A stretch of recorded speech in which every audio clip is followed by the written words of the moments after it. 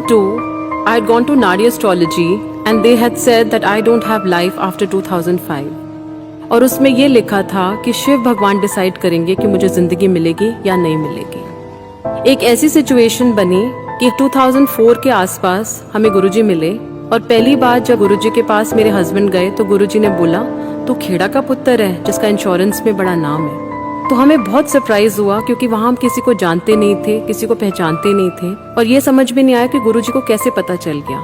लेकिन बाद में जो संगत हमसे पहले जाती थी उन्होंने बताया कि गुरुजी अंतर्यामी है, भगवान है और आपके माइंड को रीड कर लेते हैं। यहाँ पे आके आपकी फाइलें खुल जाती हैं, आपका पिछला ये और अगला जन्म उनकी आंखों के सामने आ जाता है। तो यहाँ कुछ मांगने या बताने की जरूरत नहीं है। I got an opportunity to meet Guruji and वहाँ पे लोग कहते थे गुरुजी किसी से बात नहीं करते, लेकिन गुरुजी ने सबसे पहले मेरे को बुलाया और मैंने गुरुजी को बोला, मैंने कहा गुरुजी मेरे दिमाग में बहुत नेगेटिव थॉट्स आती हैं, मैं कुछ अच्छा नहीं सोच पाती। तो गुरुजी ने मुझे बोला तू सत्संग सुनिया कर। वहाँ पे मैंने बहुत सारे सत्संग सुने। एक अंकल वहाँ आते थे, उनके बेटे को हेयरिंग की प्रॉब्लम थी, 18 साल से उनका बेटा सुन नहीं सकता था। तो गुरुजी ने उनको एक बादाम रोगन दिया था और 18 साल के बाद उनका बेटा सुन पाया था। ये सब चीजें साक्षात मैंने वहाँ होती हुई देखी। एक दिन ऐसे ही मैं दरबार में बैठी थी, मुझे हमेशा आगे की सीट मिलती थी और मेरे हस्बैंड को पीछे की।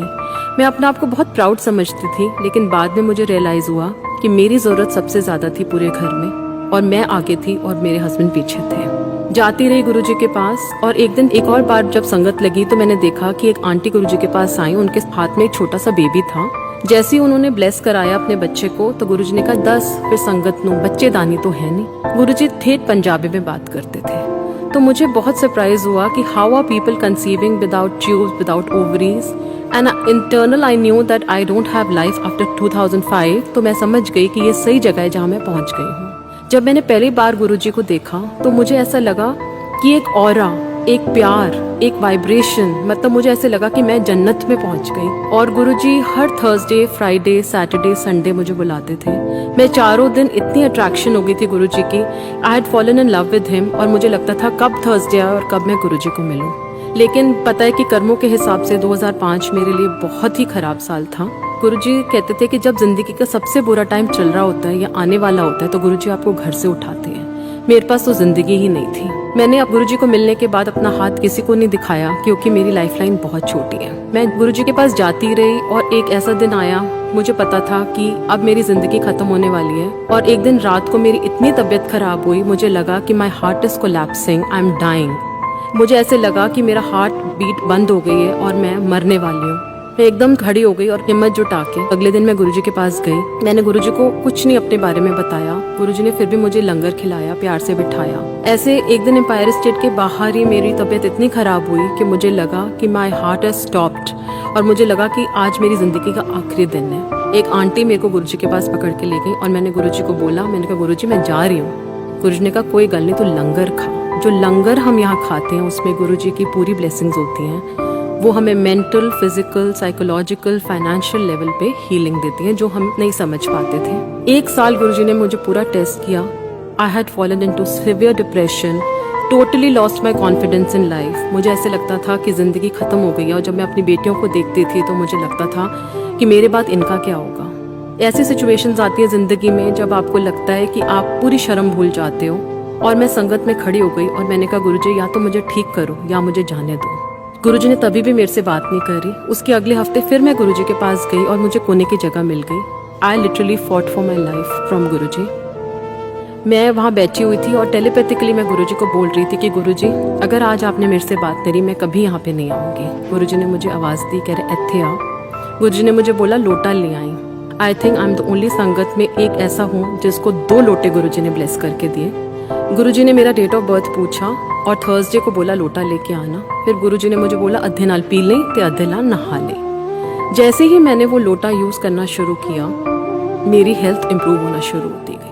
आई was a total dead body but I recovered from that dead body and I was absolutely with good health, with no problem, nothing at all. And I thought लोटा काम कर गया। क्योंकि हम इंसान हैं, हम ये समझ नहीं पाते कि जब तक हमें कोई चीज़ भगवान ना दे, या लोटा, कोई पेंडेंट या कोई फोटोग्राफ, तो हमें लगता है कि हमें ब्लेसिंग है। लेकिन गुरुजी इतने बड़े भगवान हैं कि वो अपनी दृष्टि से ही हमें क्योर कर देते हैं। और मैं ये समझ नहीं पाई कि गुरुजी अपनी ज़िंदगी से मुझे ज़िंदगी दे रहे थे। एक दिन मैं संगत में आई, गुरुजी वहाँ बैठे हुए थे, मुझे बुलाया, कह रहे इत्थे आ, एक गल दसा। मेरी ज़मीन खिसक गई जो गुरुजी ने मुझे बात बोली। कहते अज तेरी 13वीं है कि बरसी है तेरी, जा न्यू लाइफ ऐश कर कल्याण हो गया। तो मैं बहुत सरप्राइज हो गई, मैंने कहा गुरुजी क्या बोल रहे हो आप? कहते होर की कल्याण कर आ गया है, जा न्यू लाइफ ऐश कर। मुझे नहीं पता, गुरुजी अपनी ज़िंदगी से मुझे ज़िंदगी दे रहे थे और मैं गुरुजी के पास जाती रही। हर थर्सडे, फ्राइडे, सैटरडे, संडे मैं गुरुजी के पास जाती रही। मैं पूरी दुनिया से डिस्कनेक्ट हो गई और सब मुझे पागल कहते थे। कहते ये किसी गुरु के चक्कर में पड़ गई है जिसने इसका दिमाग खराब कर दिया। लेकिन जो प्यार गुरुजी से हमें मिला, जो अनकंडीशनल लव हमें वहाँ से मिला, वो बयान करना मुश्किल है। एक दिन ऐसे ही मैं संगत में बैठी हुई थी तो मेरे हस्बैंड को बहुत ज़्यादा बैकएक की प्रॉब्लम थी। 6 महीने हो गए थे, हम दिल्ली के हर डॉक्टर पे जा चुके थे, लेकिन उनको एक पॉइंट पे बहुत ज़्यादा पेन होता था। तो एक दिन मैंने गुरुजी से हिम्मत करके बात करी, गुरुजी इनके पेन बहुत होता है, क्या करूं? गुरुजी ने कहा मैं की करा, जा अंकल नो बोल पाठ किता करे। मैं चुप हो गई, मैं वापस आ गई निराश होके। लेकिन अगले हफ्ते जब मैं गुरुजी के पास आई तो गुरुजी ने बोला घर वाले दी तबीयत ठीक है? तो मैंने कहा गुरुजी बिल्कुल ठीक नहीं है। कहते चल कोई गल नहीं। जब मेरे हस्बैंड ने गुरुजी को मत्था टेका तो गुरुजी कहते तेनू पता है तेनू प्रॉब्लम क्यों हो रही है? तो मेरे हस्बैंड ने कहा हाँ गुरुजी मेरे कुछ पुराने कर्म ही बुरे कर्म रहे होंगे। तो ही सर हाँ ए तो चंगी गल कीती, अजकल सारी दवाइयां बंद कर दे ते जा कल्याण कर देता और हल्दी वाला दूध पी। रात को उनको बस थोड़ा सा ही हल्दी वाला दूध दिया था और उसके बाद उनको ना वो पेन हुआ ना वो दर्द हुआ। It just vanished. I don't know, he had to travel and he was absolutely fine. I was worried about him, but Guruji ने जब ब्लेस कर दिया तो कोई वरी की बात नहीं थी। इतने में गुरुजी ने समाधि ले ली और हमें पता ही नहीं चला, गुरुजी हमारे हाथों से चले गए। जब गुरुजी ने समाधि ली तो मैंने गुरुजी के अलावा हर मंदिर गुरुद्वारे में मत्था टेकना बंद कर दिया था। तो मैं एक दिन ऐसे ही बैठी हुई थी, गुरुजी को बहुत याद कर रही थी और बहुत रोई। मैंने कहा गुरुजी आप कहाँ चले गए? मैं किसी मंदिर में नहीं जाती, गुरुद्वारे में नहीं जाती और मैं उनको बहुत ज़्यादा मिस करती थी। एक दिन मैं रोते रोते रात को सो गई। रात को गुरुजी ने मेरे को साक्षात दर्शन दिए। अर्ली मॉर्निंग का टाइम था। गुरुजी ने अचकन पहनी हुई थी और गुरुजी साक्षात मुझे दिखे। उन्होंने मेरे को हक किया और कहते हैं मैं सिर्फ चोला छड्या है, मैं किथे गया नहीं हाँ, ते जब तू मैनू याद करेगी तो मैं तेरे नाल आ। और मैं जब उठी तो मेरे दिमाग में बस एक ही गाना चल रहा था, मेरा सुंदर स्वामी जी ए चरण कमल बख्शारा। तो मैं समझ गई कि गुरुजी सिर्फ फिजिकली गए हैं। And believe it or not, today is the time when I remember him, he is just there for me. जो सिचुएशंस सुबह होती हैं वो दोपहर को नहीं होती हैं, जो दोपहर को होती हैं वो रात को नहीं होती। और this is the only place where destinies can change. Guruji ऐसे भगवान हैं जो आपको जिंदगी दे सकते हैं। जो हम ये शिव ओमकारा आरती करते हैं, ये भी हम गुरुजी को एक छोटे स्थान पे बिठाते हैं। गुरुजी महाशिव हैं, वो भगवान हैं, वो इतने बड़े भगवान हैं। अगर हम गुरुजी को मत्था टेकते हैं तो पूरे ब्रह्मांड को मत्था टेकता है। वो कहते थे सारे देवी देवता मेरे को ही नमस्कार करते हैं। कहते हैं सारा सूरज मैनू नमस्कार करके उगदा है। तो इतनी बड़ी बात कह रहे थे, लोग मूर्तियां नु मत्थे टेकते ने ते शिव सामने बैठा है। Guruji is that Om, that Omkar, that light, that energy जो इस दुनिया को संभालती है। And we are all very lucky that we have come under his sharan. ऐसे बहुत सारे मेरिकल्स हैं जो गुरुजी के साथ मैंने एक्सपीरियंस करे। मेरी पूरी जिंदगी एक मेरिकल है और I can write a book on Guruji, because जो सांस मैं लेती हूँ वो गुरुजी की दी हुई है। और हमेशा एक छोटी सी अरदास गुरुजी से होती है कि गुरुजी जिंदगी में ऐसी चीज ना करूं कि आपकी जो मैं सांस लेती हूँ वो कुछ गलत कर्म मैं कर जाऊं। तो गुरुजी आपकी कॉन्शियस में बैठे हुए हैं, आपके अंदर बैठे हुए हैं और वो आपको गलत और सही सब कुछ बता देते हैं और बिफोर हैंड आपकी प्रॉब्लम्स को अपने ऊपर लेके हमें ठीक कर देते हैं। और जो हमारी किस्मत में नहीं है, जो हमारे लिए अच्छा नहीं है, वो गुरुजी हमें नहीं देते।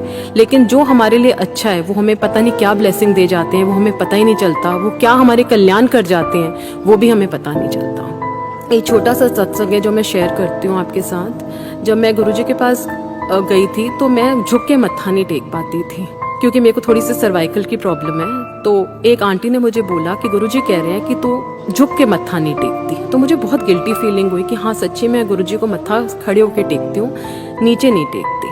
देखो कैसे आपको अपने आंसर सत्संग में मिल जाते हैं। मैं एक सत्संग में गई, वहाँ पे एक अंकल सत्संग कर रहे थे कि जब मैंने हार्ट सर्जरी कराई थी, जब मैं समाधि में मत्था टेका, मैंने कहा गुरुजी सॉरी मैं आज आपको झुक के मत्था नहीं टेक सकता क्योंकि मैंने हार्ट सर्जरी कराई है। तो गुरुजी ने उनको बोला मत्था दिलों टेकता है। तो गुरुजी ने हमें इतनी सारी चीजें सिखाई। कहते थे चलते फिरते उठते बैठते तुसी पाठ कर सकते हो। जरूरी नहीं है कि आपने कोई रिचुअल्स में पढ़ना है कि सुबह हमें उठ के पहले नहाना है, हमें अगरबत्ती जलानी है। उन्होंने सब रिचुअल्स से हमें हटा दिया। कहते थे ओम नमः शिवाय, शिव जी सदा सहाय, ओम नमः शिवाय, गुरुजी सदा सहाय। ये एक महामंत्र है और एक ये डेड बॉडी को भी अलाइव कर सकता है। और उन्होंने कोई सिस्टम नहीं बांधा कि कब पाठ करो। कहते थे चलते फिरते उठते बैठते पाठ करो और मैंने याद करो। कहते हैं एक टाइम आएगा मेरी फोटोआं भी गल्ला करन किया, and today is the time कि उनकी फोटोज भी हमसे बात करती हैं। कहते थे अगर तुम छोटी फोटोग्राफ लेके पानी डाल डाल के पियोगे तो अमृत बनेगा और अमृत से ये आपकी जो बीमारियां, जो हीलिंग है, ये सब आपको ठीक होगा। और मन से अगर आप गुरुजी को अरदास करोगे तो हो ही नहीं सकता कि हमारी वो अरदास ना सुने, क्योंकि अरदास में इतनी शक्ति है, इतनी शक्ति है कि मैं आपको बता नहीं सकती। एक और ऐसा सत्संग है, जब मैं गुरुजी के पास गई थी तो गुरुजी ने मुझे बोला कि तू ना सत्संग लिख के ला।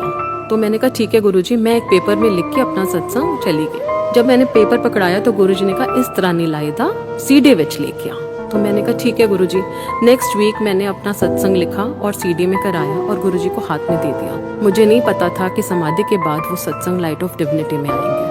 और सत्संग उन्होंने मेरे से लिखवाया, लेकिन वो बात की प्लानिंग थी कि उनको शायद वो किताब पब्लिश होनी थी और उनमें सारे सत्संग आने थे। तो so many things I can not relate कि कैसे उन्होंने मुझे जिंदगी दी। जिंदगी के बाद उन्होंने मेरी पूरी फैमिली को ब्लेस किया।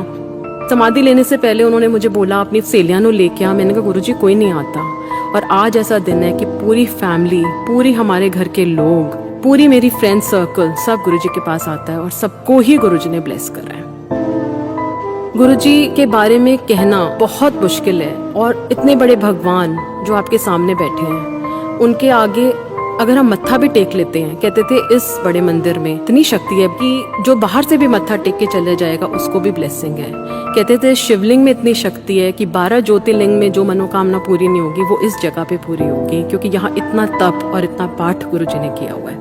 बड़ा मंदिर is the most blessed place with such positive vibrations. You're healed at every level of your life. And गुरुजी कहते थे कि व्रत ना करो, फास्टिंग ना करो। उन्होंने सब वहमों से बाहर निकाला, क्योंकि वो कहते थे भूखे रहंदो तुहानू कदे रब नहीं मिल सकता। कहते रेखी गुरुजी ने मना करी, पास्ट लाइफ रिग्रेशन गुरुजी ने मना किया, बिकॉज इज पुट्ठे कम करते हो। एस्ट्रोलॉजर पे गुरुजी ने जाने के लिए मना किया, बिकॉज ही सेड अब तुम्हारा हिसाब किताब मेरे हिसाब नाल होएगा, किसी पंडित, एस्ट्रोलॉजर या पत्री के हिसाब से नहीं होगा। मेरी पत्री के हिसाब से तो मेरी जिंदगी ही नहीं है और मैं आपके सामने बिल्कुल ठीक ठाक खड़ी हूँ। आज 15-20 साल हो गए हैं, लेकिन without any health problem, without any health issue. छोटी छोटी प्रॉब्लम्स आती हैं क्योंकि गुरुजी ने बोला हुआ है कि 10% तो भोगना पड़ेगा, 90% मैं माफ़ कर दूंगा।